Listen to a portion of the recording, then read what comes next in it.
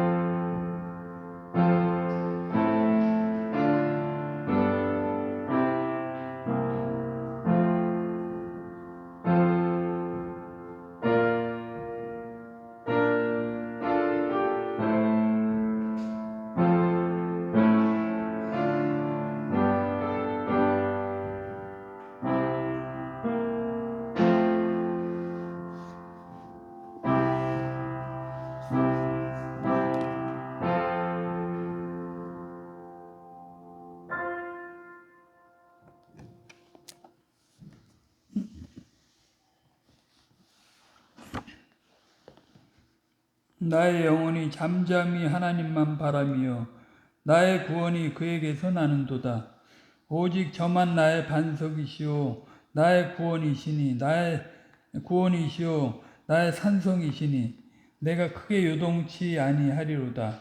넘어지는 담과 흔들리는 울타리 같은 사람을 죽이려고 너희가 일제히 합격하기를 언제까지 하려느냐.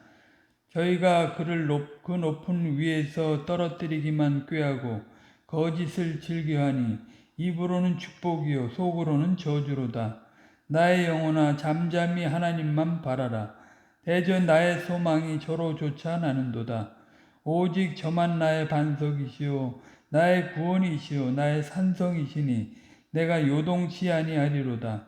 나의 구원과 영광이 하나님께 있으며 내 힘의 반석과 피난처도 하나님께 있도다. 백성들아 시시로 저를 의지하고 그 앞에 마음을 토하라. 하나님은 우리의 피난처시로다. 진실로 천한 자도 헛되고 높은 자도 거짓되니 저울에 달면 들려 입김보다 경하리로다. 포악을 의지하지 말며 탈취한 것으로 허망해지지 말며 재물이 늘어도 거기 치심치 말지어다. 하나님이 한두 번 하신 말씀을 내가 들었나니 권능은 하나님께 속하였다 하셨도다. 주여 인자함도 주께 속하였사오니 주께서 각 사람이 행한 대로 갚으심이니이다. 아멘. 하늘에 계신 우리 아버지, 이름이 거룩히 여김을 받으시오며 나라의 임하옵시며 뜻이 하늘에서 이룬 것 같이 땅에서도 이루어지이다. 오늘날 우리에게 일용할 양식을 주옵시고 우리가 우리에게 죄 지은 자를 사하여 준 것 같이 우리 죄를 사하여 주옵시고 우리를 시험에 들지 말게 하옵시며 다만 악에서 구하옵소서. 대개 나라와 권세와 영광이 아버지께 영원히 있사옵나이다. 아멘.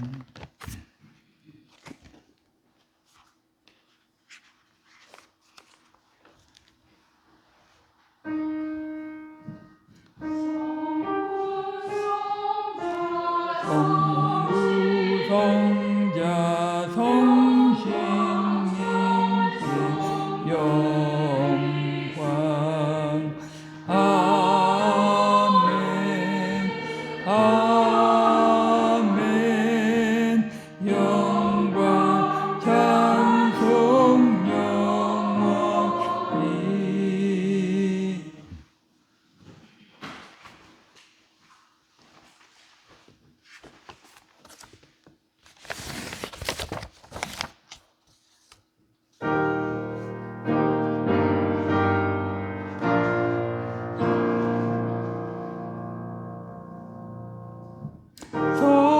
성부와 성자 성신님이여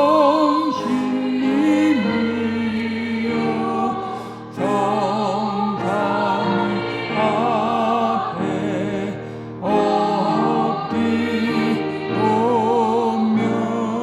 그 이름 높여 찬양하오니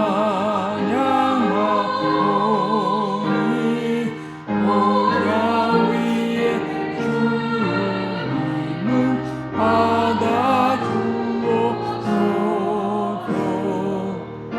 영원한 주의 사랑 한없는 주의 엄리 천지 만물 위에 홀로 주가 계시니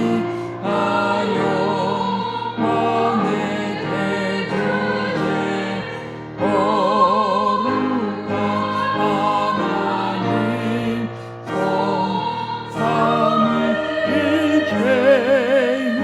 전능하신 주시니 전에 엎드려서 경배하나이다.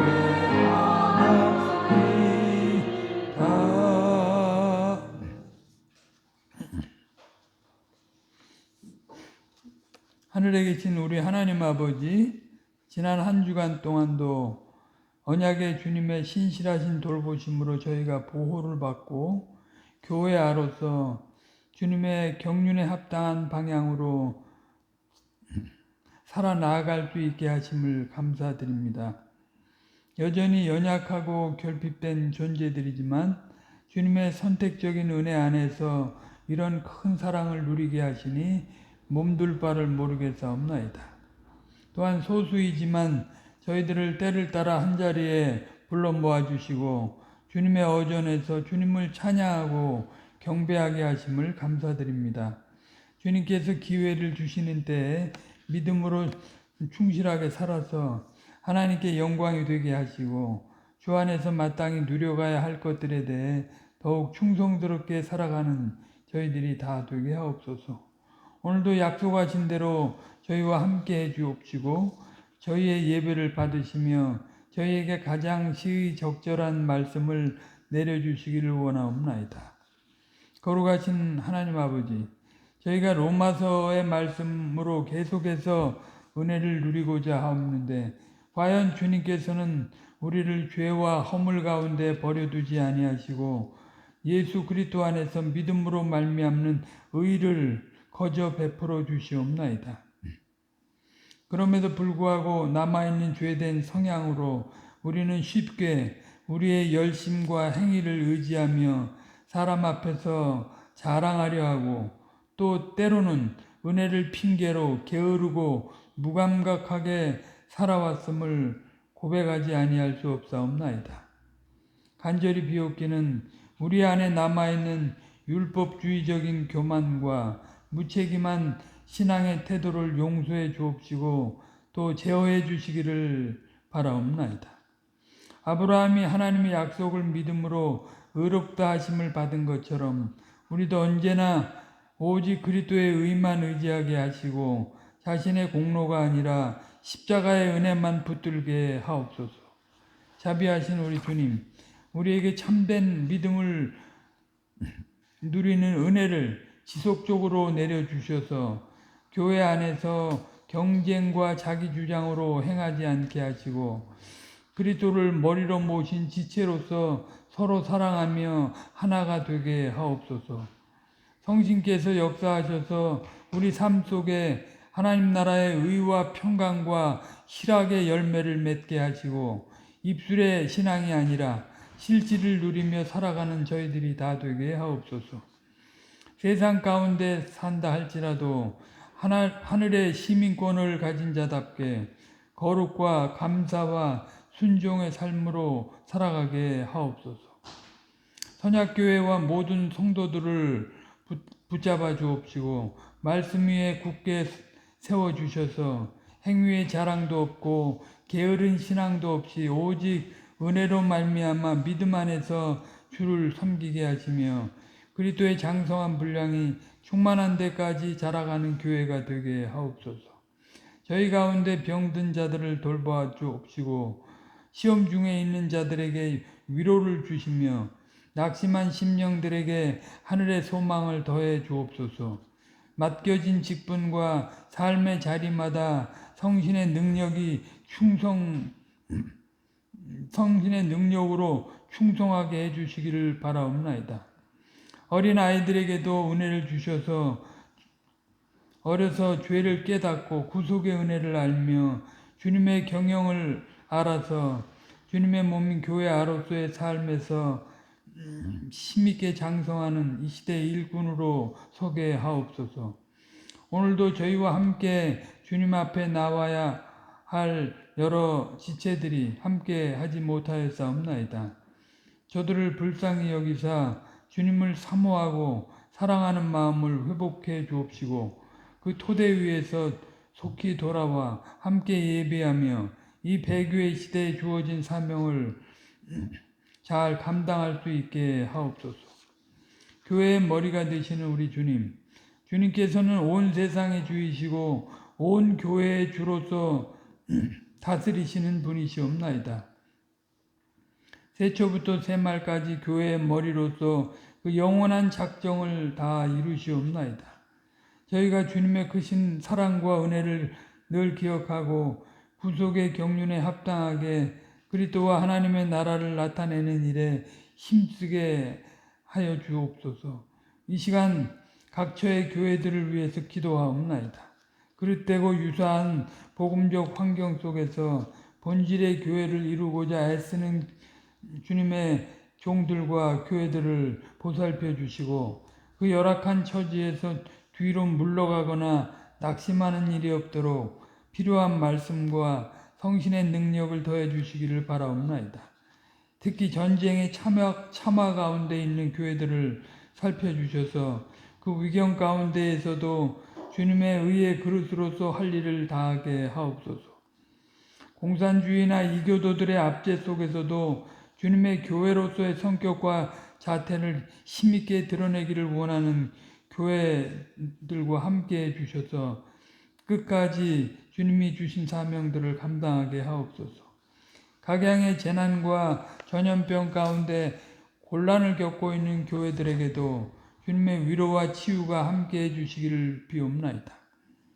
거짓된 자들의 활동으로 분열과 압박을 당하는 교회들도 보살펴 주셔서 이제까지 말씀과 성신님으로 인도해 오시던 대로 지켜주옵시고 하나님 나라의 회방자들을 제어해 주옵시며 심판해 주시기를 바라옵나이다.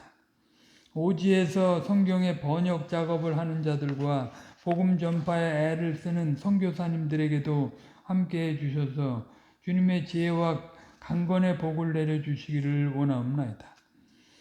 권능의 왕이신 우리 주님, 이 세상의 지도자들에게도 은총을 내려주셔서 주어진 권세를 가지고 공과 의를 잘 나타내게 하시고 자비의 심령도 주셔서 해체되고 소외된 자들에게까지 복지의 혜택을 누릴 수 있도록 바른 정치를 할 수 있게 하옵소서. 전쟁과 독재를 일삼는 자들은 할 수만 있으면 제어해 주시옵고 심판하실 자들이라면 주님의 때에 적절히 심판해 주시기를 비옵나이다. 저들 중에도 주님을 두려워하며 은혜의 왕국이 전진하는데 복되게 쓰이는 자들이 많아지게 해주시기를 간절히 비옵나이다. 주님께서 불쌍히 여기셔서 일반의 위정자들 가운데 또 회개할 자들이 나타날 수 있게 하옵소서. 지금은 이 나라가 선거 기간 중에 있사옵나이다.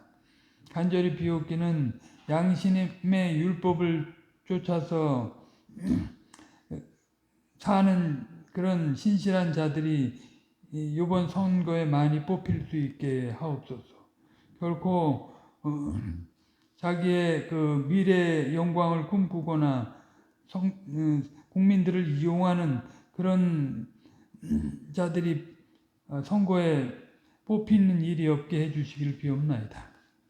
우리의 예배를 받으시는 주님, 오늘도 소수의 약한 무리들이 모인 곳에 함께해 주옵시고 저희가 믿음으로 드리는 경배를 받으시며 축복해 주옵소서. 저희에게 가장 시급한 말씀을 채워 주옵시고 이 지역 속에서 주님의 교회로서 마땅히 해야 할 일들을 잘 수행할 수 있도록 더욱 지혜와 능력을 더해 주시길 비옵나이다. 저희가 소수라도 다니엘과 세 친구와 같은 믿음을 가지게 하시고 주님께서 이 시대에 극명하게 나타내시고자 하시는 일에 귀하게 쓰일 수 있게 하옵소서. 저희는 사나 죽으나 주님의 것이고 거룩한 존재들로서 주님의 제사장적 사역에 참여해서 살아가는 자들이 없나이다. 저희들이 오직 주님의 영광만을 나타내게 하시며 형제들의 유익을 위해서 노심초사하는 저희들이 다 되게 하옵소서. 오늘 하루도 다 주님께 의탁드리옵나이다. 주님께서 함께 하시며 저희가 드리는 영광을 홀로 거두시고 저희에게 자비를 베푸시옵소서. 감사를 드리오며 우리 구주 예수 그리스도의 이름으로 기도 올리옵나이다. 아멘.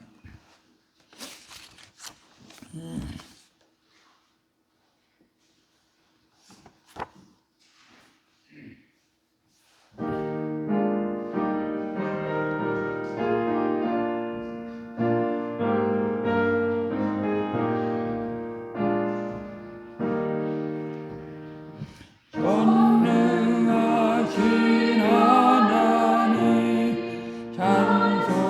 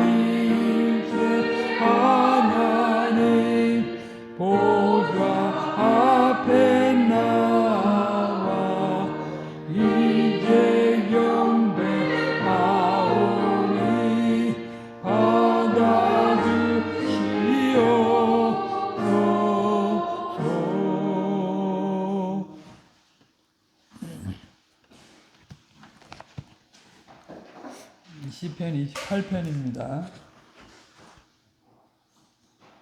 구약성경 820조. 여호와여, 내가 주께 부르짖으오니 나의 반석이여 내게 귀를 막지 마소서. 주께서 내게 잠잠하시면 내가 무덤에 내려가는 자와 같을까 하나이다. 내가 주의 성소를 향하여 내 손을 들고 주께 부르짖을 때 나의 간구하는 소리를 들으소서. 악인과 행악하는 자와 함께 나를 끌지 마옵소서. 저희는 그 이웃에게 화평을 말하나 그 마음에는 악독이 있나이다. 저희의 행사와 그 행위의 악한 대로 갚으시며 저희 손에 지은 대로 갚아 그 마땅히 받을 것으로 보응하게 하소서. 저희는 여호와의 행하신 일과 손으로 지으신 것을 생각지 아니하므로 여호와께서 저희를 파괴하고 건설치 아니하시리로다. 여호와를 찬송하며 내 간구하는 소리를 들으심이로다. 여호와는 나의 힘과 나의 방패시니 내 마음이 저를 의지하여 도움을 얻었도다. 그러므로 내 마음이 크게 기뻐하며 내 노래로 저를 찬송하리로다. 여호와는 저희의 힘이시요 그 기름 부음 받은 자의 구원의 산성이시로다. 주의 백성을 구원하시며 주의 산업에 복을 주시고 또 저희 목자가 되사 영원히 드십소서. 아멘.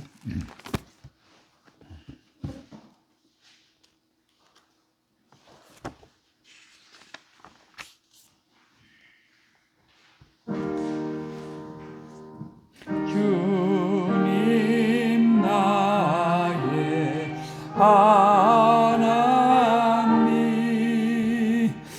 내게 주신 모든 것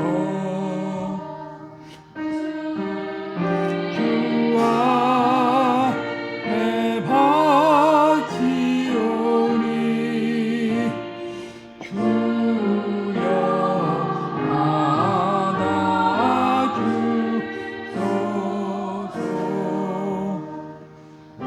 저는 괴로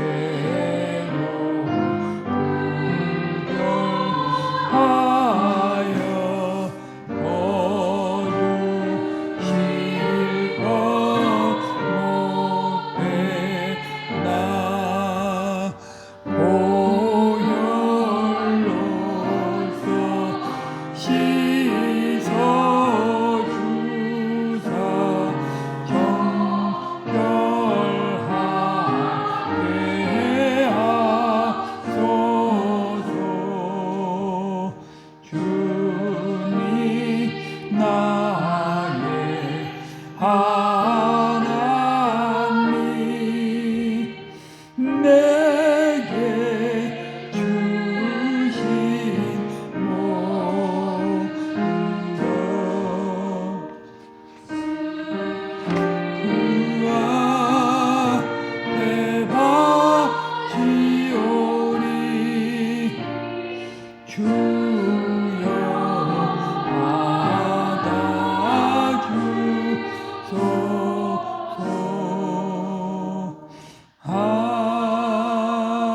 아멘.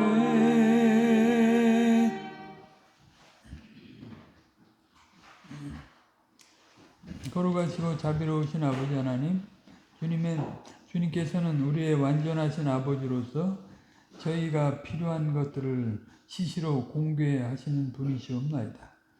영적으로 필요한 것들을 채워주실 뿐만 아니라 저희가 주님의 백성으로, 주님의 군사로서, 주님의 양으로서 살아갈 때 필요한 것들을 공개해 주시며 저희들이 주님의 나라와 주님의 형상을 드러내는 일에 조금도 후퇴하지 않도록 이끄시옵나이다.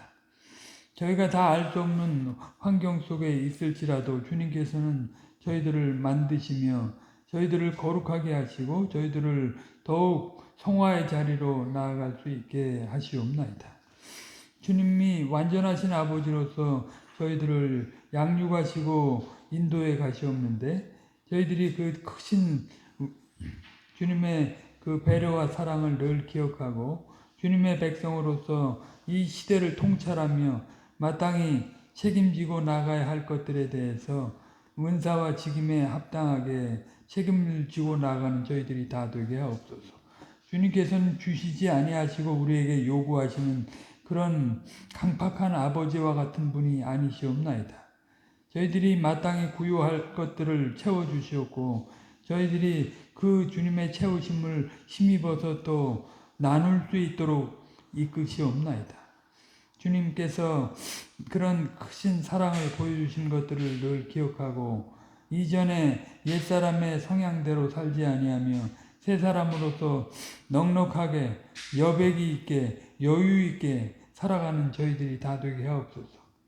저희들 알 수 없는 질병이나 가난이나 전쟁이나 그 외의 어려움 가운데도 얼마든지 들어갈 수 있는 존재들임을 기억합니다.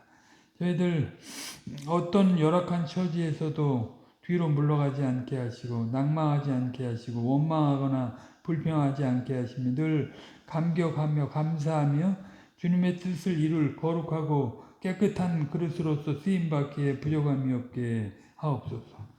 지난 한 주간 동안도 이 은혜를 위해서 저희들이 존재한 주라옵나이다. 다가오는 한 주간 동안도 이 혼탁하고 어지러운 세상 가운데서 재창조된 주님의 백성으로서의 그 거룩함과 선함과 의로움과 순전함을 잘 나타내고 살아가는 저희들이 다 되게 하옵소서. 생각하는 거나 말하는 거나 행동에서 더 성화되어 나갈 수 있게 하시고 결코 이전에 누리던 죄의 타성에 휩쓸리지 않게 하옵소서. 주님께서 이제 늘 주님 앞에서 살아가는 존재로 나아가게 하시온즉 깨어서 경성하며 주님의 뜻을 이룰 그런 그릇으로서의 역할을 잘 감당하는 한 주간이 되도록 축복해 주옵소서. 주께서 저희들을 긍휼히 여겨주시기를 비옵나이다. 감사드리며 우리 구주 예수 그리스도 이름으로 기도 올리옵나이다. 아멘.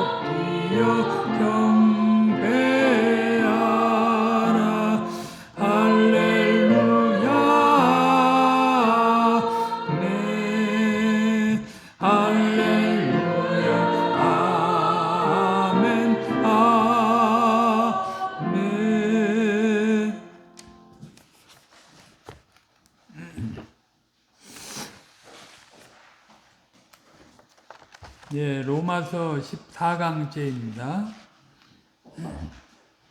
아브라함이 얻은 의에 대한 내용입니다.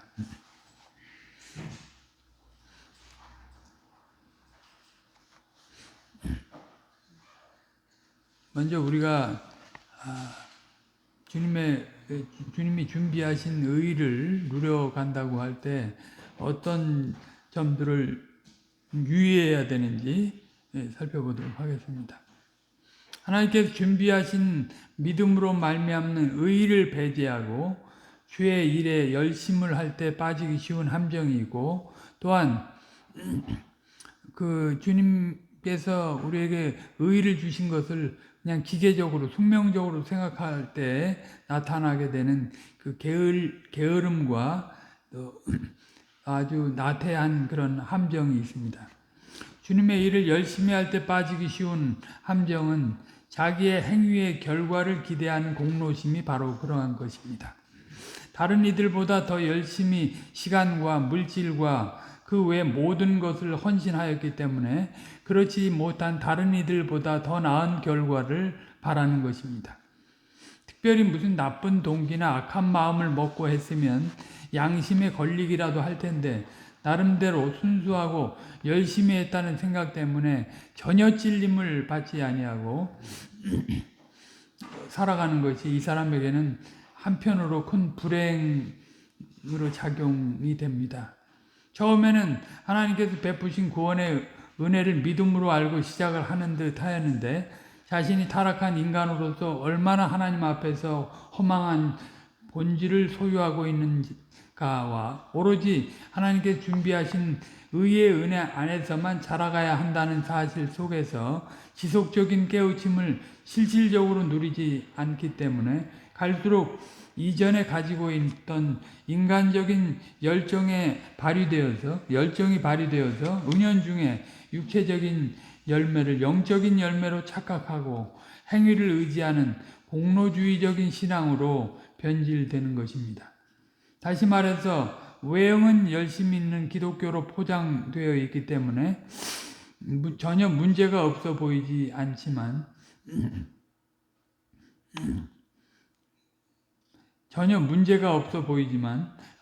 실상은 유대주의적 행위신앙의 소유자인 것입니다. 또한 이들은 그리스도를 머리로 하는 몸된 교회의 일원이라고 하는 사실을 망각하기 때문에 머리의 지도를 받아서 교회 아로서 행동하기보다는 자기의 뜻대로 활동하는 특징을 보입니다. 아울러 다른 지체들과의 생명적인 연합을 누리지 못하고 경쟁 심리로 인하여 독단적으로 움직이는 특색을 나타냅니다. 설사 독단적으로 움직이지 않더라도 공생적 관계에서 집단의 이기주의를 목표로 작당을 하는 것뿐입니다. 로마서 10장 2절과 갈라디아서 4장 17절을 봅니다. 유대주의자들을 염두에 두고 하는 말입니다. 내가 증거하노니 저희가 하나님께 열심히 있으나 지식을 쫓은 것이 아니라 떠 있는 지식을 쫓는 거죠. 이 사람들은 신령한 계시적인 그런 지식을 쫓는 것이 아니라 갈라디아 4장 17절 저희가 너희를 대하여 열심 내는 것이 좋은 뜻이 아니요 오직 너희를 이감 붙여 너희로 저희에 대하여 열심 내게 하려 함이라. 열심히 도와주고 배려를 하는 것은 하나님께 열심 내게 하는 게 아니라 자기 쪽에 열심 내게 하는 거죠. 그게 굉장히 이제 거짓 선지자들의 특징이 그렇습니다. 거짓된 성도들도 그렇고요. 이상의 태도는 바울이 거듭나기 이전에 추구하였던 그런 율법주의적인 신앙이었습니다. 다메섹에서 주를 만난 바울은 하나님께서 준비하신 의 안에서 자신의 위치와 사명을 알고 교회원으로서 성신님의 능력으로 하나님 나라의 이상사회를 건설하려고 하는 열심을 내었는데 이것은 이전에 빠졌던 그런 육체적인 열심과는 너무도 대조적인 것입니다. 디도서 2장 14절과 고린도후서 11장 2절을 보겠습니다. 먼저 디도서 2장 14절 그가 우리를 대신하여 자신을 주심은 모든 불법에서 우리를 구속하시고 우리를 깨끗하게 하사 선한 일에 열심하는 친백성이 되게 하려 하심이라. 주님이 구속을 베푸신 것은 주님께서 내신 은혜의 방도를 잘 취하고 주님께서 선하게 여기시는 우리를 재창조하셔서 목표하시는 그게 선한 일이 되죠. 그 일에 열심하는 친백성이 되게 하려 한다. 그러니까 굉장히 그런 열심은 순백의 순결한 그런 열심이 되는 거죠. 자기 쪽에서는 그런 것을 낼 수 있는 재료가 없기 때문에 주께 받아서 주님의 능력으로 하는 것이기 때문에 주님께만 영광을 돌리고 또 주의 거룩한 백성들에게 유익을 끼치는 그런 일을 하게 됩니다. 고린도후서 11장 2절 내가 하나님의 열심으로 너희를 위하여 열심내노니 내가 너희를 정결한 처녀로 한 남편인 그리스도께 드리려고 중매함이로다. 주님께서 그 천지 창조를 6일 동안 천지 창조를 하시고 제7일에 안식하셨다고 그랬잖아요. 안식하셨다고 이제 할 일 다 했다고 이제 손 놓고 뒷짐지고 그냥 쉬시는 게 아니라 그 지으신 목적대로 잘 진행돼 나가는가 하는 것들을 바라보시는 거죠. 그 안에서 참된 만족과 평안과 큰 기쁨을 누리시는 거죠. 그리하지 않으셔도 참된 만족을 이루시는 분이시고 영광 가운데 계시는 분이시지만 그렇게 하시기로 하신 것입니다. 그러니까 그리스도 안에서 우리가 재창조돼서 이제 주님과 함께 일하는 존재가 되면 이제 주님이 일하시는 것을 그냥 방관하고 주께서 다 하셔야지 뭐 내가 뭐 할 수 있는 게 없다 이렇게 손 놓고 있는 게 아니라 주님이 일하시는 일에 내가 그릇으로 쓰임 받기를 바라는 거죠. 도구로 쓰임 받기를 바라죠. 그래서 이제 그 하나님의 열심으로 자기 열심을 내고 이제 주의 백성들을 찾아서 주님 신랑 되신 주님께 연결하려고 하는 일을 하는 겁니다. 이와 반면에 주의 일을 게을리할 때 빠지기 쉬운 함정은 하나님의 은혜를 숙명론적으로 받아들이는 겁니다. 하나님의 작정에 의한 선택이나 부르심, 구원 등을 기계적으로 생각합니다. 하나님께서 그리스도 안에서 준비하신 의의 구원에 대하여 이론으로 논리화만 할 뿐이어서 실질은 없는 관념적인 사상에만 매여 있습니다. 이제 무법주의자들이라고 할 수 있습니다. 논쟁과 변론만을 주의 일로 생각하기 때문에 성신에 의한 하나님 나라의 구현에는 안중에도 없습니다. 그래야 실질을 보이라 하면 그저 자기가 가지고 있는 그 실제적인 최소한의 경험 자랑만을 최대한 늘어놓든가 그 옛날의 추억만을 잊지 않기 위해 겨우 말할 뿐입니다. 잠언 26장 16절을 보면요. 게으른 자는 선이 대답하는 사람 7보다 자기를 지혜롭게 여긴다. 따라서 늘상 하나님 나라의 실질을 누리지 않음으로써 범하는 죄에 대해서 그저 무감각하고 무덤덤합니다. 그냥 지난주 또 무덤덤하게 사는 거를 또 이번 주에도 그냥 아무 감각이 없이 살아가는 거죠. 그리고 항상 수동적이기 때문에 다른 이의 눈치만을 살피는 행태를 보입니다. 누가 요만큼 하면 나도 요만큼 정도 흉내내는 거예요. 실질이 없이 대충 살아도 다 하나님께서 은혜로 구원해 주실 것이라고 스스로 여기기 때문에 세상과 하나님 나라의 양다리를 걸치고 있는 흉한 몰골을 하고 있습니다. 디모데전서 5장 13절을 봅니다. 또 저희가 게으름을 익혀 집집에 돌아다니고 게으를 뿐 아니라 망령된 편론을 하며 일을 만들며 마땅히 아니할 말을 하나니. 바울은 다른 성경에서 그리스도인의 한 특징을 게으르지 않다고 말합니다. 하나님의 작정과 구원을 적극적으로 누리는 실제적인 차원에서 이해해서 능동적인 일을 할 수밖에 없는 존재인 것을 깨우칩니다. 베드로 사도도 이와 동일한 말씀을 하였습니다. 로마서 12장 11절과 베드로 후서 1장 8절입니다. 부지런하여 게으르지 말고 열심을 품고 주를 섬기라. 베드로 후서 1장 8절. 이런 것이 너희에게 있어 흡족한즉 너희로 우리 주 예수 그리스도를 알기에 게으르지 않고 열매 없는 자가 되지 않게 하려니와. 물론 이제 자라는 과정이 있죠. 어린아이에게 무슨 지게를 지라고 할 수 있겠습니까? 무슨 된 일을 하라고 할 수 있겠습니까? 어린아이 때 부모의 수하에서는 이제 그 안에서 할 수 있는 그 안에서 할 수 있는 대로 이제 지도를 하고 인도를 하는 거죠. 어린아이에게 뭐 소년 가장으로 뭐 일을 시키는 일을 하시지 않습니다. 하나님께서는. 물론 이제 특별히 이제 그런 표적적으로 그런 뜻을 나타내 보일 때에는 뭐 어린 아이라도 아주 꼬마 아이들이라도 어려서부터 기도하고 뭐 말씀을 따르고 또 그런 하나님의 사랑을 표현하기도 하지만 그 특별한 경우고 보편의 경우에는 그렇지 않다. 실로 바울은 하나님께서 준비하신 의의 능력 안에서 생각하고 행동을 했습니다.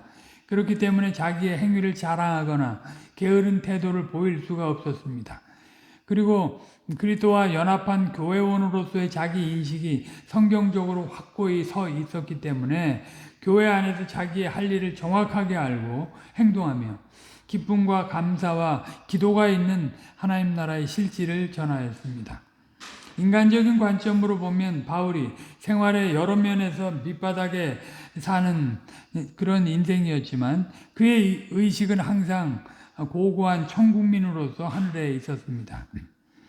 믿음의 우리 선진들이 그 극한 가난 중에서 그 아주 어려운 질병 중에서 전쟁 중에서 보인 믿음의 태도들을 보면 분명히 그걸 알 수 있습니다. 그저 환경 속에서 짜부러들고 그냥 홀수할 수 없이 환경에 끌려가는 그런 존재로 살지 않고 그런 속에서도 하나님 나라와 의를 구하는 태도가 있었던 거죠. 박해를 받아도 해야 할 일을 하고 그 위근호들 얘기를 늘 말씀드렸잖아요. 광야 교회를 이루기 위해서 망볼 사람은 망보고 광야에 가서 주님께 예배를 드리는 주님께 예배를 드리기 위해서 우리가 사는 것 아닙니까? 결국은 주님을 찬양하고 경배하고 주님께 영광을 돌리기 위해서 우리가 살아가는 건데 그런 일을 한다 이 말이에요.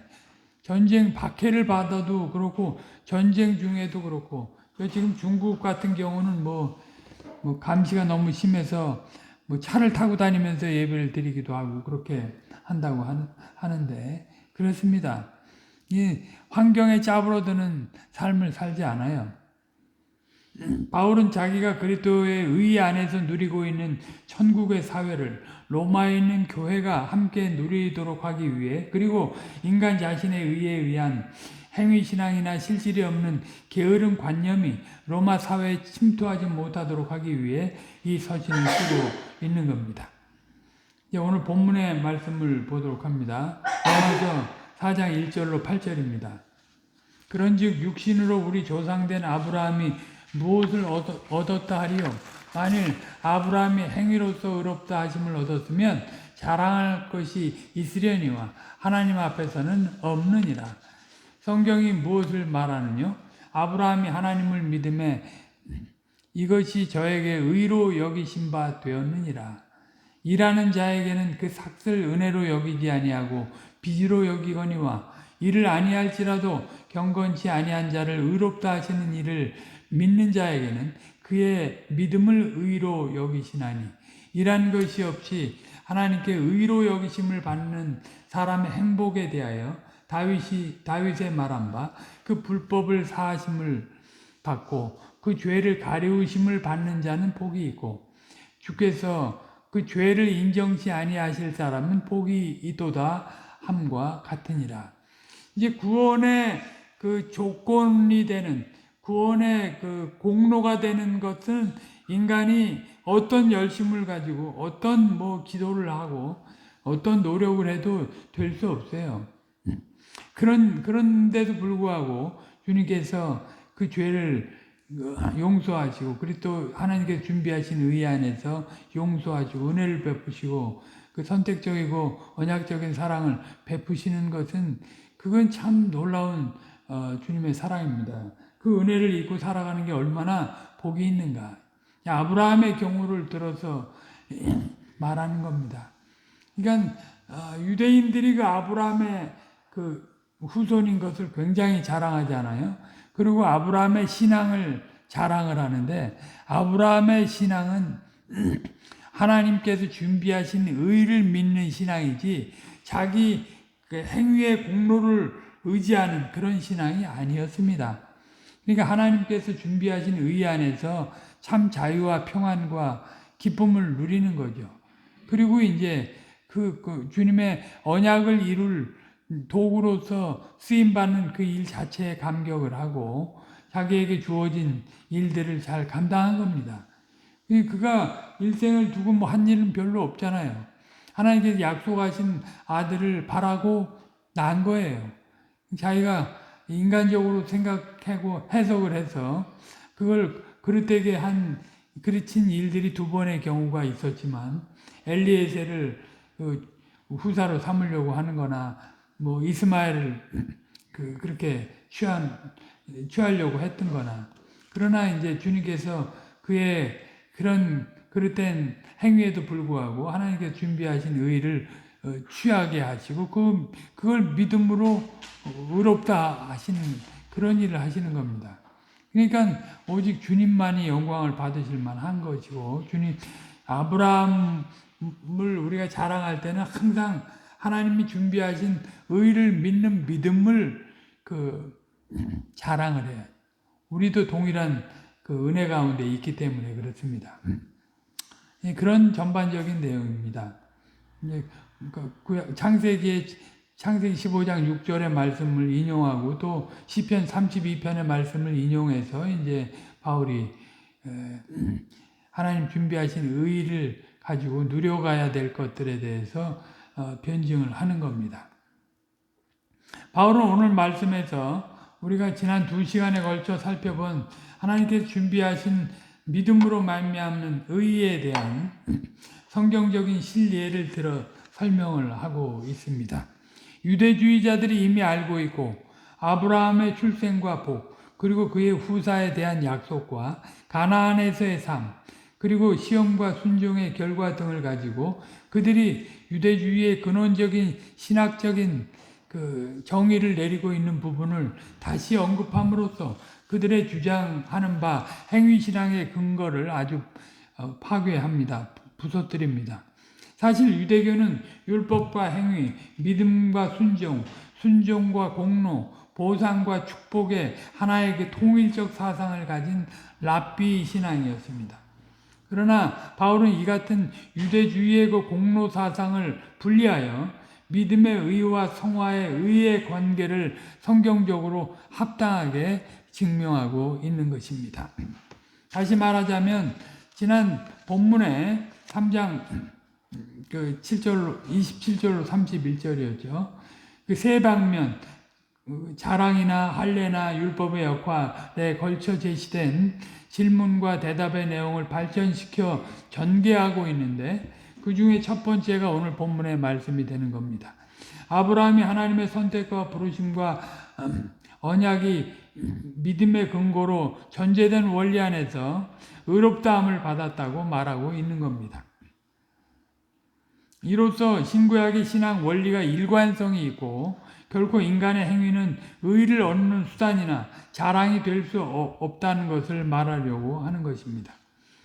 먼저 4장 1절로 2절을 또 다시 읽습니다. 그런즉 육신으로 우리 조상된 아브라함이 무엇을 얻었다 하리요?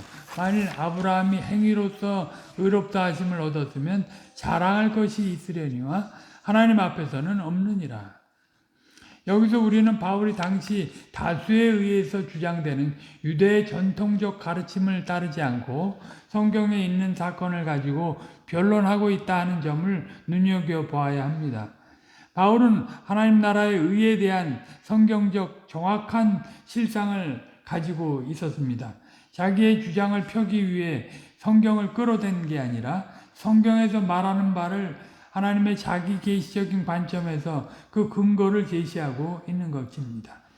아브라함이라고 하는 한 인물의 행위 여부에 관심이 있는 쪽으로 성경을 접근하지 않고 하나님의 약속에 의거한 그의 신앙의 본질에 대해 접근해서 계시사적으로 구속사적으로 그를 살펴보고 있는 겁니다.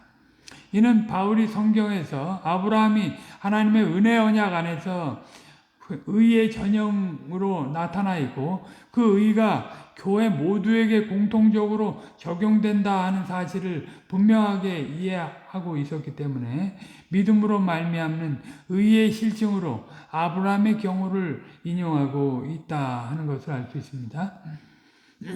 당시 유대주의자들은 아브라함이 자기들의 육체적 조상인 것을 생명같이 여기고 있었습니다. 아브라함의 순종적 거룩성의 행위에 대한 찬란한 축복만이 그들의 자랑거리였기 때문입니다. 그리하여 바울은 그들의 신앙 실체를 알아서 1절에서 그런즉 우리 조상된 아브라함 육신에 관하여 또는 육신을 따라서는 무엇을 보았느냐 무엇을 얻었느냐 하고 외치는 것입니다. 물론 유대인과 아브라함의 육적 관계까지 다 무시하는 것은 아닙니다. 그것은 인정하지만 그들이 믿는 행위신앙이 아브라함의 신앙과는 다르게 잘못된 것을 지적하려고 이 말을 하고 있는 겁니다. 복음서의 세례 요한도 유대인들의 이런 헛된 자랑을 질책했습니다. 마태복음 3장 9절에 그게 나오는데요. 속으로 아브라함이 우리 조상이라고 생각지 말라. 내가 너희에게 이르노니 하나님이 이 돌들로도 아브라함의 자손이 되게 하시리라. 생물체가 아닌 이 광물체죠. 돌 가지고도 하나님께서는 아브라함의 자손이 되게 하실 수 있다. 그러니까 없는 데서 있는 것 같이 만드신 하나님이시다 하는 것을 알 수 있습니다. 그러니까 어떻게 그런 중에 있던 너희를 구원해 냈는데 어떻게 너희 행위를 자랑하는 그런 모습을 드러낼 수 있냐 이거죠. 주님께서도 공생의 당시 유대인들이 자신을 죽이려고 하는 행태를 보시고 아브라함 자손의 실제적인 의미를 말씀하여 그들의 주장의 잘못됨을 지적하셨습니다. 유대인들은 말로는 아브라함의 후손이라 하면서 실상은 그 후손됨의 본질 안에 거하지 못했던 것입니다. 아브라함이 하나님께 받았던 축복의 실체를 알지 못하고 그저 육신적 관계성에서 하나님께 어떤 것을 받으려고 하는 그릇된 생각만을 하고 있었기 때문에 주님을 대적하는 행사를 하고 있었습니다. 아브라함 같으면 그 오실 메시아가 천사의 형태로 나타났다 하면 대접하는 일을 했잖아요. 근데 그 실체로 오신 예수님을 배척하고 있어요, 지금 유대인들이. 그 아브라함의 후손이라면 나를 영접할 것인데 대적한다는 거죠. 만일 아브라함이 율법이나 행위로 말미암아 의를 얻었다면 그 의는 자신의 것이 될 것입니다. 그렇게 되면 하나님께서 준비하신 것은 인간의 의에 의해서 멸시를 당하고 마는 꼴이 됩니다. 과연 하나님께서 준비하신 의보다 인간 아브라함의 행위가 더 자랑거리가 될 것인가? 결코 그럴 수 없습니다. 그러니까 우리가 사실은 죽는데 주님을 위해서 죽는 일을 한다, 순교를 한다 할지라도 그게 우리의 의가 될 수는 없는 거죠. 우리가 바울이 이제 고린도전서 4장에도 나타냈지만 내가 주의 계명을 다 지켰다 할지라도 그것으로 인해서 내가 의롭다함을 받을 수 있다. 그게 없다는 거예요. 과연 하나님께서 준비하신 의보다 인간 아브라함의 행위가 더 자랑거리가 될 수 있는 것인가? 그럴 수 없다. 요한복음 8장 37절 이하를 보겠습니다. 나도 너희가 아브라함의 자손인 줄 아노라. 그러나 내 말이 너희 속에 있을 곳이 없으므로 나를 죽이려 하는도다. 나는 내 아버지께서 본 것을 에게서 본 것을 너희 아비에게서 들은 것을 너희는 너희 아비에게서 들은 것을 행하느니라. 대답하여 가로되 우리 아버지는 아브라함이라 하니 예수께서 가라사대 너희가 아브라함의 자손이면 아브라함의 행사를 할 것이오늘 지금 하나님께 들은 진리를 너희에게 말하는 사람인 나를 죽이려 하는도다. 아브라함은 이렇게 하지 아니하였느니라. 아브라함은 이삭을 받으면서 오실 메시아를 생각한 거잖아요. 그게 이제 갈라디아서 3장 16절에 나오는 겁니다.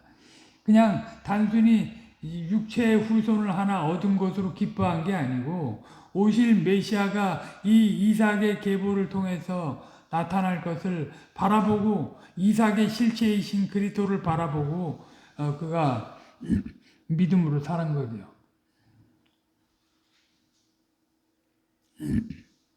아무튼 그럼에도 불구하고 이 유대주의자들은 예수님을 영접하지 않았습니다.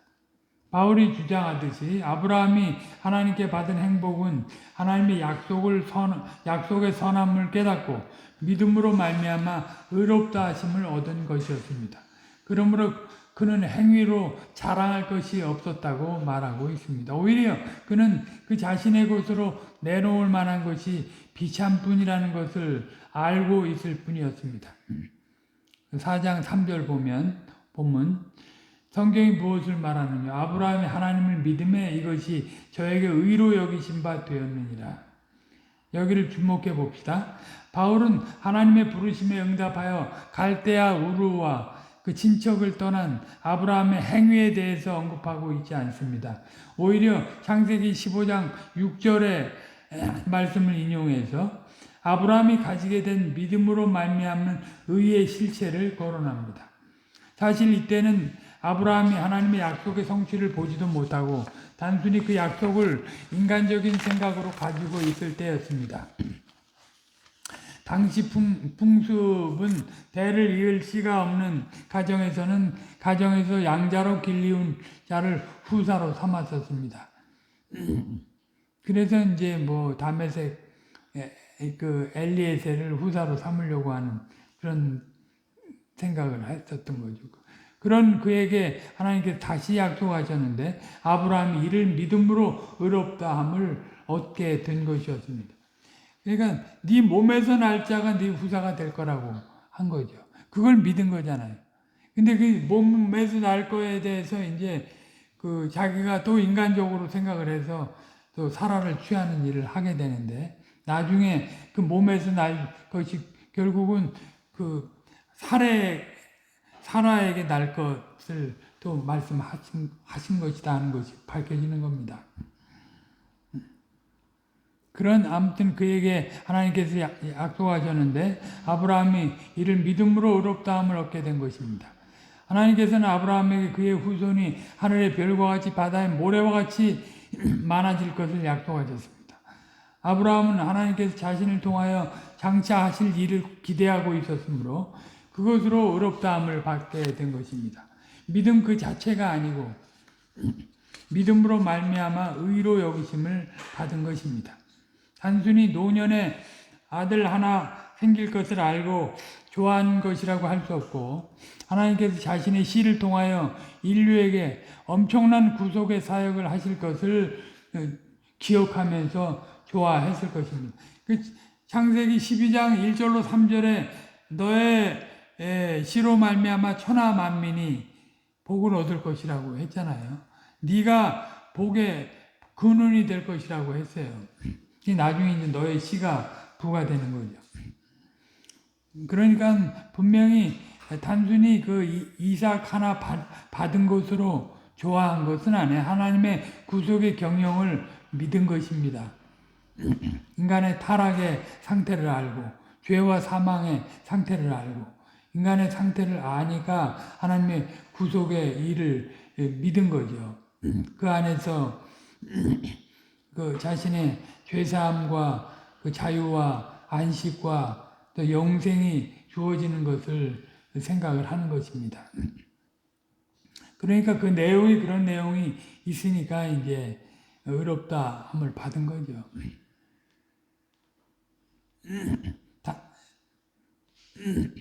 이후 아브라함은 창세기 16장에서 하갈을 취하여 이스마엘을 낳는 일을 합니다.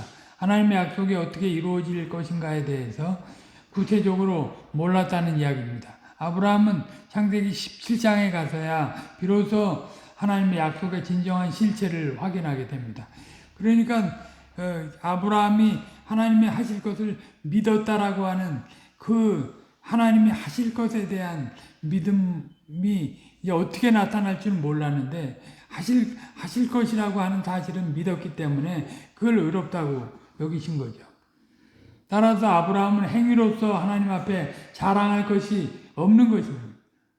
오로지 하나님의 언약 아래서 그의 의의를 평가받을 수 있을 뿐입니다. 로마서 4장 14절, 우리가 다음 주에 볼 내용인데 그 의미가 나와 있습니다. 아브라함이나 그 후손에게 세상의 후사가 되리라고 하신 언약은 율법으로 말미암은 것이 아니요 오직 믿음의 의로 말미암은 것이니라. 바울은 이어서 4절로 5절에서 일하는 자의 그 삭과 일하지 아니하고도 의롭다 함으로 여기시는 하나님의 품성을 대조하여 믿음과 행위의 관계를 말씀합니다. 은혜가 의무와 다르고 믿음과 행위가 다르다는 것을 여기서 쓰고 있는 겁니다. 하나님께서는 행위와는 아무 상관이 없이 하나님의 자비를 믿는 죄인들을 의롭다고 여기신다 하는 것입니다. 4절로 5절 다시 읽겠습니다. 일하는 자에게는 그 삭을 은혜로 여기지 아니하고 빚으로 여기거니와 일을 아니할지라도 경건치 아니한 자를 의롭다 하시는 일을 믿는 자에게는 그의 믿음을 의로 여기시나니. 칼빈은 여기서 바울이 말하는 일하는 자가 자기의 행위를 내세워 자기의 공로를 자랑하는 사람이라고 단정을 합니다.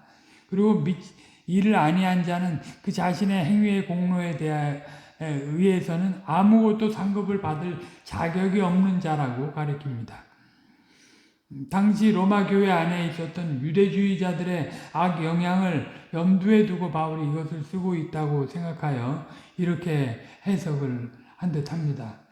그리고 바울은 5절에서 믿음이 신자에게 의의를 가져다 주는 것은 믿음의 공로적인 성격에 의해서가 아니라 전적인 하나님의 은혜라고 하는 사실을 완곡하게 강조하고 있습니다. 하나님께서는 경건치 않은 자들을 용서하시고 그의 긍휼하심으로 불의를 없이 하셔서 의롭게 하시는 분으로 묘사하고 있는 겁니다. 우리 같은 경우도 이제 로마서 5장 8절에 보면 우리가 아직 죄인 되었을 때 그리스도께서 우리를 대신하여 죽으심으로 우리가 그 생명을 얻고 살아가는 것 아닙니까? 그러니까 우리가 태어나기도 전에 이미 2000년 전에 그리스도의 그 순종하심으로 그 일이 우리에게 이게 덧입혀지는 거죠. 그리고 우리가 어떤 행위라고 하는 형태를 나타내기 이전에 그런 일들이 있다는 것입니다. 그게 이제 거저 은혜를 입는 것이고, 그게 이제 주님의 은혜가 되는 거죠. 실로 신자들이 값없이 받아 누리는 의의는 삭시 아니라 선물이며 하나님의 선하심의 결과입니다. 하나님께서는 선하신 뜻대로 신자를 믿음으로 말미암아 의롭다고 하시기 때문에 신자는 자신에게 아무것도 자랑할 것이 없는 무가치함만을 발견할 뿐입니다. 그러니까 신앙이 이제 진짜 제대로 성숙하는 사람은 신앙이 성숙하면 할수록 참 내가 죄인인데 거저 주님의 은혜를 힘입었다. 그런 생각만 하지 내가 주님 안에서 어떤 행위를 해서 이런 복을 받는다. 이런 얘기를 하지 않는 겁니다. 그런 면이 있지만, 하나님께서 복을 주시는 면이 있긴 하지만, 그걸 내세우진 않는 거죠.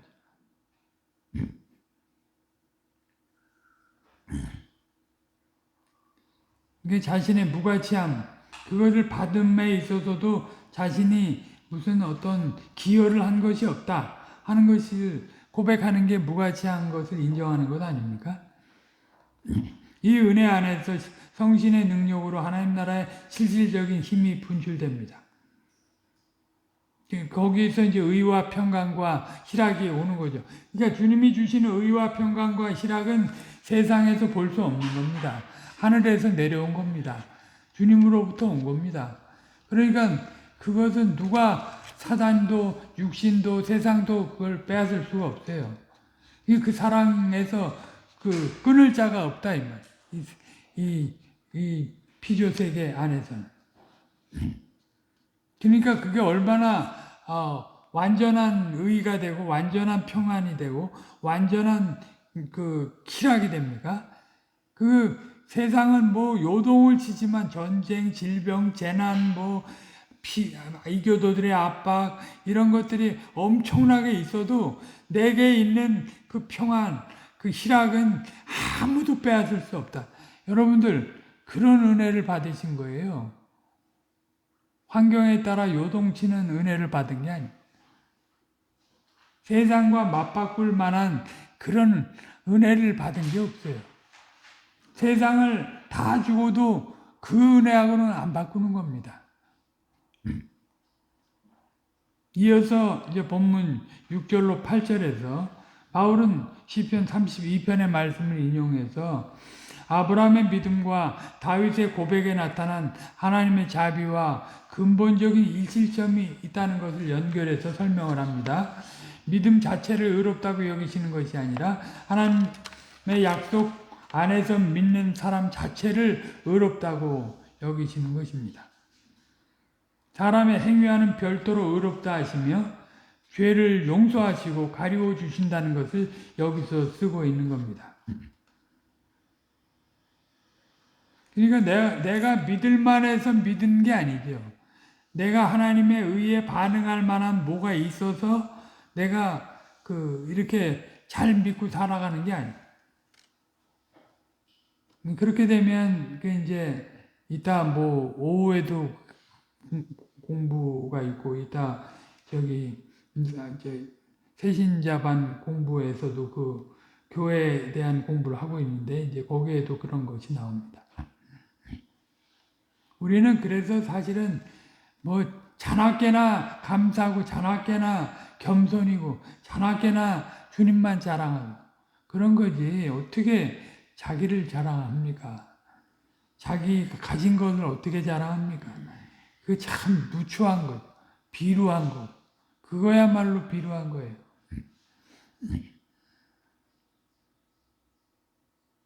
주님은 자기 백성의 특별한 공로나 행함의 업적이 없음에도 불구하고 기쁘신 사랑으로 죄사함의 은총을 베풀어 주십니다. 그러니까 우리는 그냥 좀 경범죄를 지은 사람들인데 용서를 받은 그런 정도가 아니에요.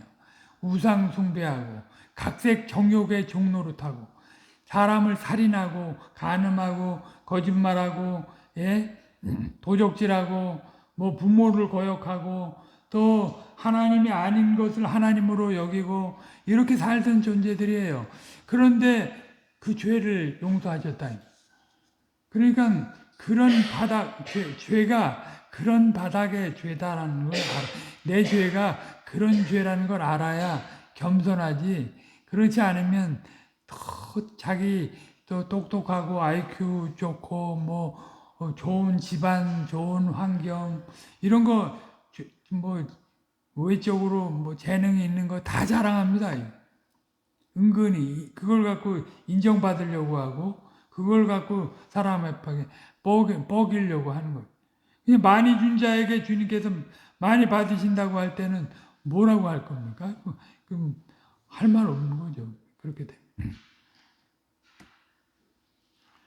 로마서 4장 6절로 8절 일한 것이 없이 하나님께 의로 여기심을 받는 사람의 행복에 대하여 다윗의 말한 바 그 불법을 사하심을 얻받고 그 죄를 가리우심을 받는 자는 복이 있고 주께서 그 죄를 인정치 아니하실 사람은 복이 있도다 함과 같으니라.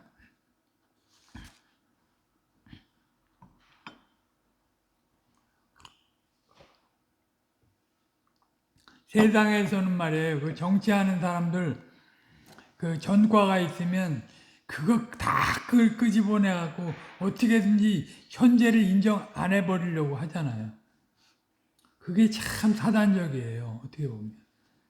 지금 그 사람이 변화가 돼갖고 어떻게 이 사회에 기여를 하고 살아가는가. 이런 거는 생각을 안 하고. 그냥 후벼팔 게 없으니까 이제 과거에 뭐 학폭이라든가 뭐 무슨 나쁜 짓을 했다 뭐.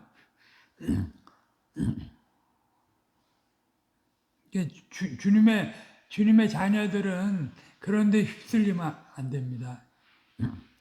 우리는 살인자라도 주님의 공유를 바랄 수 있고, 간음자라도 공유를 바랄 수 있고, 시대의 도적 놈이라도 주님의 공유를 바랄 수 있어요. 아니 시대의 사기꾼이라도 주님의 공유를 바랄 수 있어요. 그 주님의 선택적인 사랑, 언약적인 사랑이라고 하는 건 그런 겁니다. 무당짓을 하고 온갖 우상 숭배를 하던 사람도 주님의 공유를 바랄 수 있어요.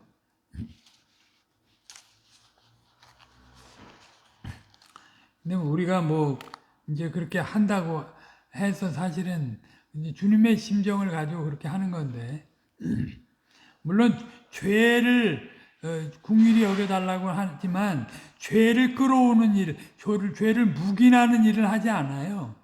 죄는 분명히 죄인 거죠. 그 얘기 나옵니다. 다윗이 이 시를 쓸 때에는 시편 32편이요. 이미 하나님 앞에서 인정받은 상태였습니다. 신자의 삶에 나타나는 죄가 하나님의 칭의를 없애지 못한다는 진리를 말하고 있습니다. 그래서 이제 그 종교 개혁자들이 이중은혜를 얘기합니다. 칭의의 은혜만 있고 그 다음에 성화는 우리가 이루는 게 아니고요. 칭의의 은혜와 성화의 의가 맞물려 있는 겁니다. 그래서 우리가 칭의의 의를 받은 사람은 성화의 의가 못 미치고 실수가 많고 늘 자빠져도 이 성화의 의를 기대할 수 있는 거예요. 주님의 공유를 바라고.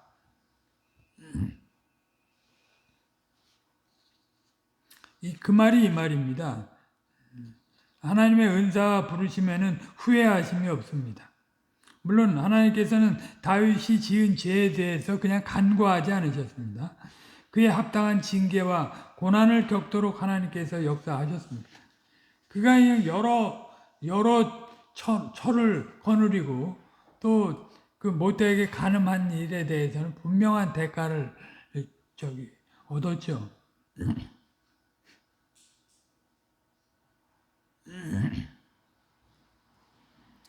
다윗 자신도 자신의 죄를 회개하면서도 자신의 그런 행위로 하나님의 용서를 얻어낼 수 있다고 생각하지 않았어요.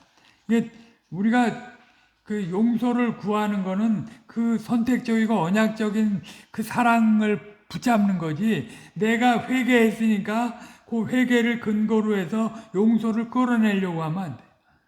그거는 내 행위를 벌써 의지하는 것이 되기 때문에 그렇지 않죠. 회개할 수 있는 마음자리를 주신 그 은혜를 감사하는 거지. 예.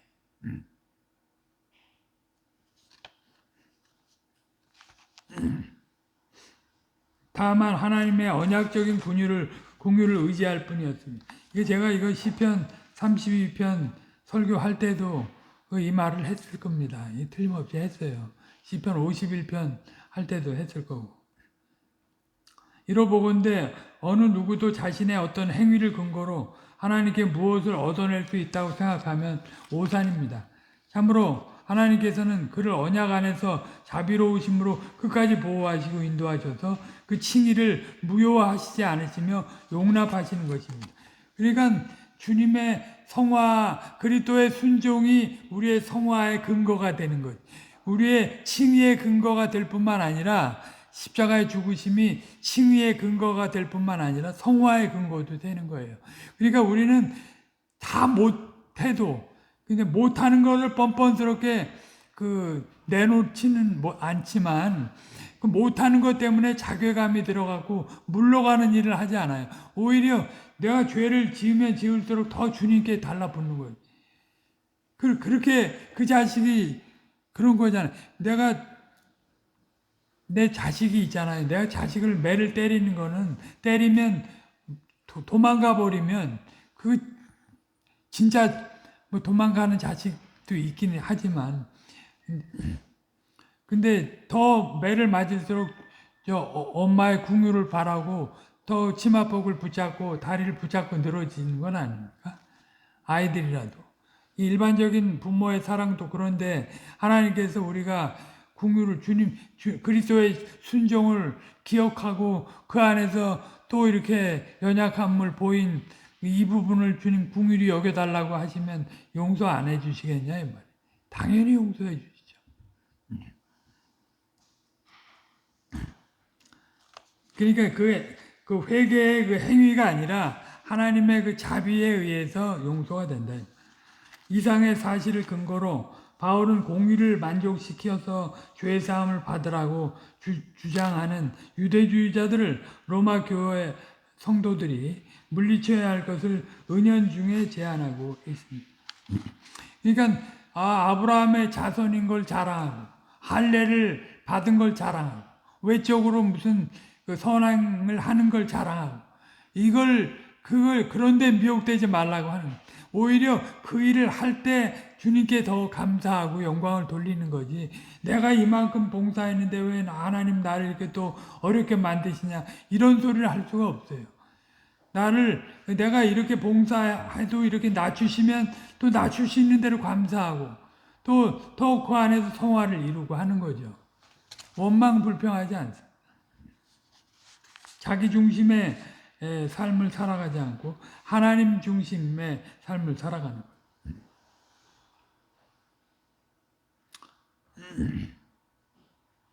그리고 이방 기독교도들에게는 신앙의 원리의 동질성 안에서 위로를 주고 있습니다. 이방 기독교인들은 아무것도 내세울 게 없는 사람들은 아니에요.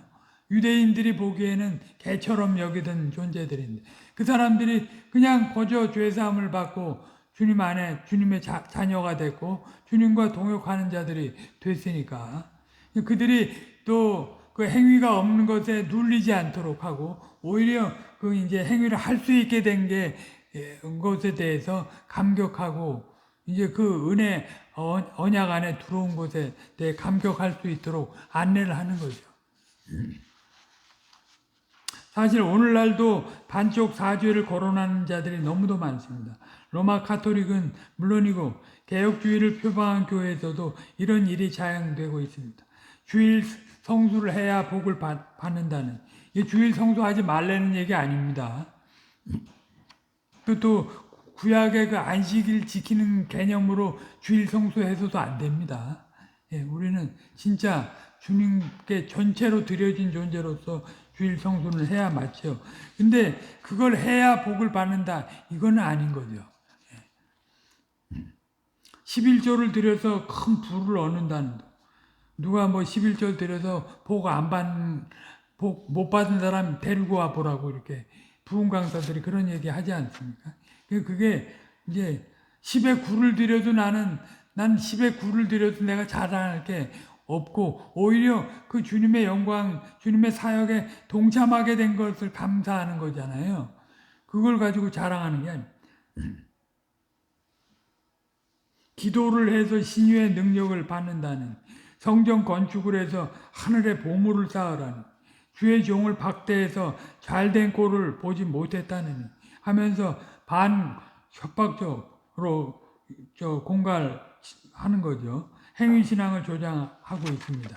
아니면 혹 주의 일을 열심히 하지 못해서 헌금이라도 많이 내면 하나님이 주시는 구원을 얻을 수 있느냐 방조를 하고 있습니다. 헌금만 많이 내면 돼. 뭐 교회 일 열심히 안 해도 돼. 그래 이렇게 방조를 해버려. 그것도 잘못된 거예요. 열심을 품고 주를 섬기라고 했잖아요. 그게 이제 예배에서, 교제에서, 봉사에서, 또 교육받는 거에서, 또 증거에서 다 나타나야죠. 아무튼 그 뭐 돈만 많이 내면 된다고 그러고 주일을 주일 오후 수요일 날 안 오든지 말든지 그렇게 생각하고 헌금만 많이 하면 된다. 이런 식으로 하면 그러고 이제 그런 사람들 직분을 줘버리고 이러면 안 된다 이 말. 이는 법 정신의 실체를 보지 못하게 하는 것으로서 사랑으로 역사하는 믿음의 행위를 가로막으면서 억지로 무거운 율법적 책임을 지워서 가르치는 자기도 지지 못할 멍해를 교인들에게 지우는 악행입니다. 이게 이제 산과 바다를 두루 다니다가 생기면 배나 지옥 자식을 만드는 행위가 되는 거예요. 하나님께서 추궁하지 않는 죄들에 대해서 인간들이 도리어 형벌을 말한다는 것은 얼마나 모순됩니까? 하나님께서 요구하시는 행위는 믿음의 결과로서의 열매이지 구원의 수단으로서의 행위가 아닙니다. 행위의 의는 믿음에 의해 결과입니다. 원인과 결과에 의해 원인이 결과에 의해서 어떤 영향을 받을 수가 없습니다. 과실은 줄기에 붙어 있을 때 자연히 맺혀지는 겁니다.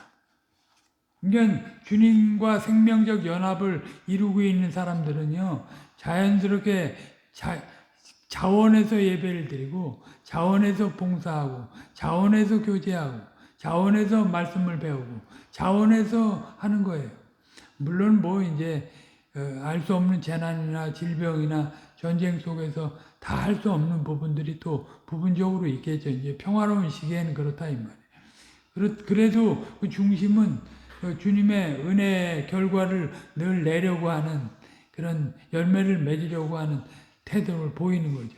기회만 되면 놀려고 하고 기회만 되면 세상으로 가려고 하고 이거는 좀 심각하게 생각을 해봐야 돼요. 예.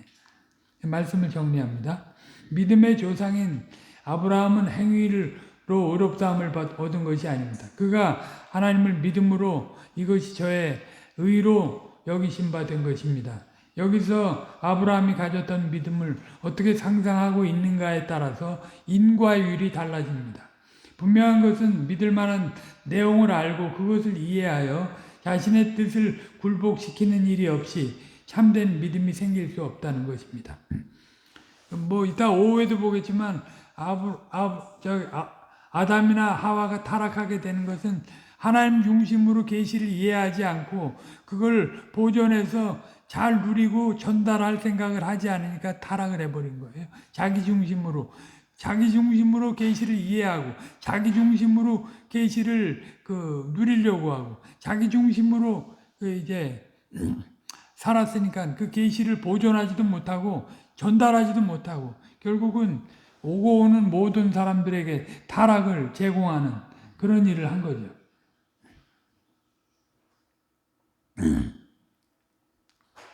믿음은 도박이 아닙니다. 믿음은 선물이고 은혜의 결과입니다.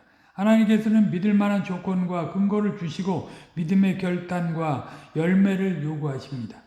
믿을 수밖에 없는 조건과 믿을 수밖에 없는 그런 근거를 주시고 믿으라고 하시는 거예요.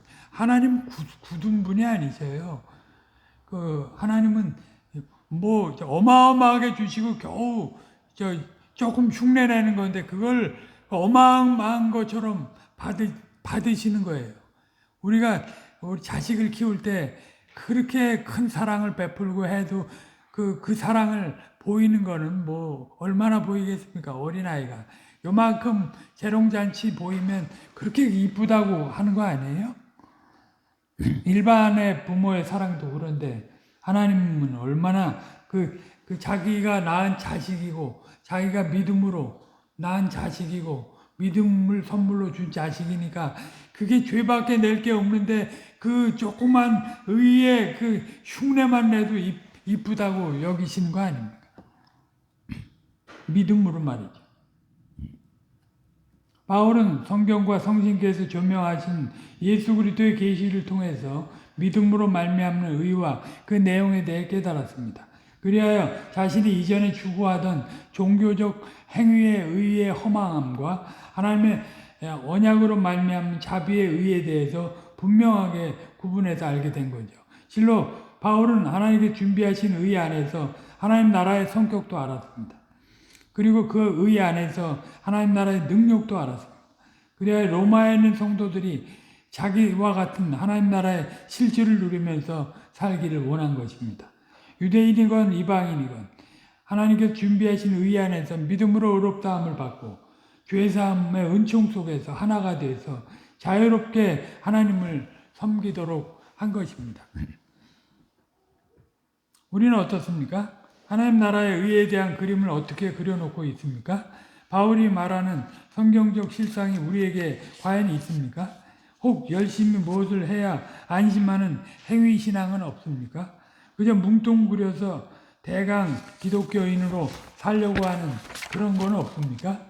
크신 주님의 은혜를 믿음의 열매로 잘 누려서 우리가 바닥에 살아도 그 천국의 실질을 구현하는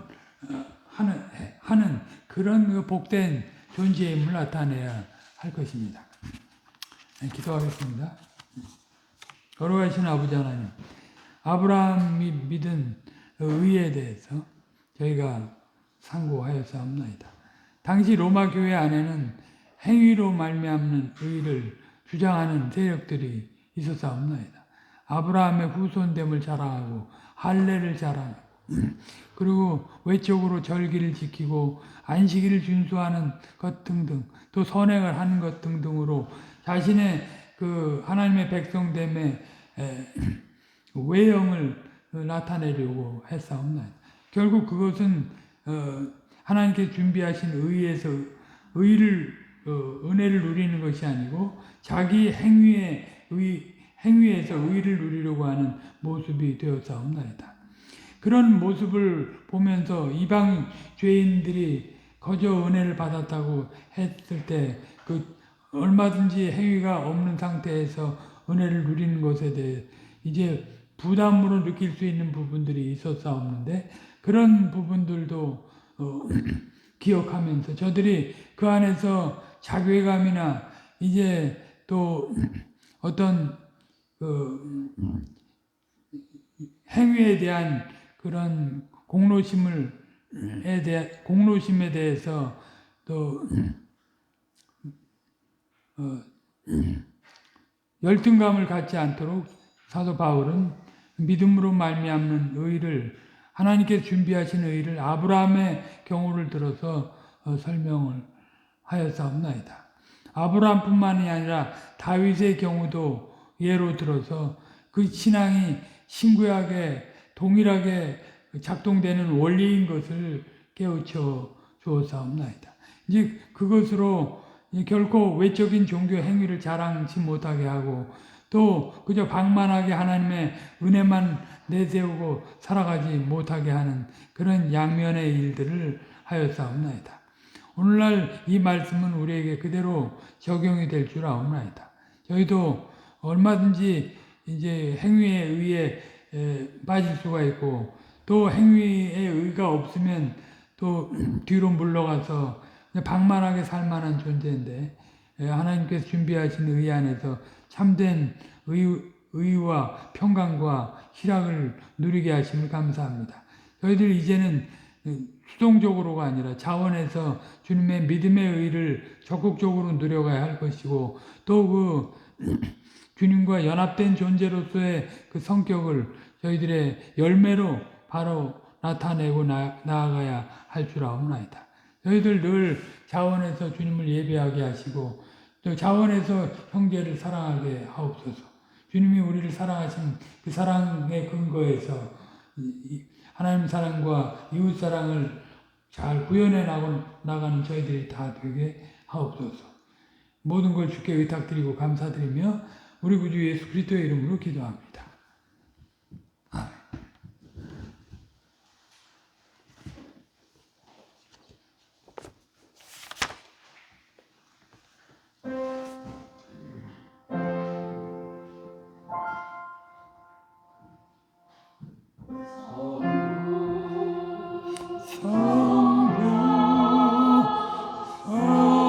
성자 성지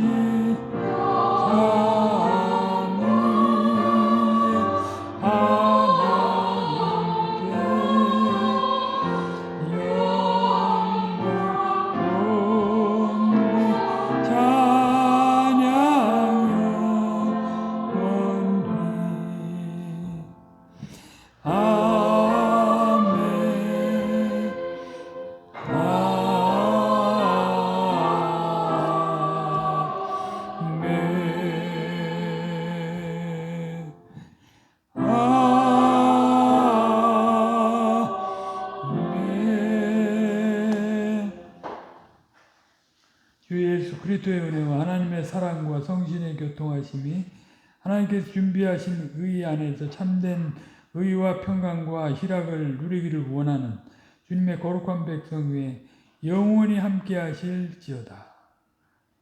아멘.